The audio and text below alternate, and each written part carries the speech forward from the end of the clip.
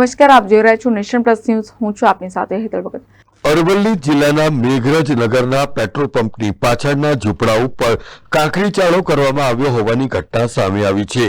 અરવલ્લી જિલ્લાના મેઘરજ નગરના petrol pump પાછળ ઝૂંપડામાં વસવાટ કરતા લોકો ઉપર કાંકરીચાળો કરવામાં આવ્યો હતો અને ગરીબ રહીશોની ઉપર કાંકરીચાળો થતા 2 બાળકો સહિત અન્ય લોકો ઇજાગ્રસ્ત થયા છે.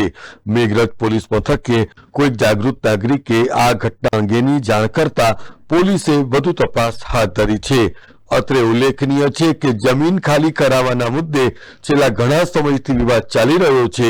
એને અનુલક્ષીને આ ઝૂંપડામાં વસવાટ કરતા લોકો ઉપર પથ્થરમારો થયો હોય એવી આશંકાએ પણ જોર પકડ્યું છે.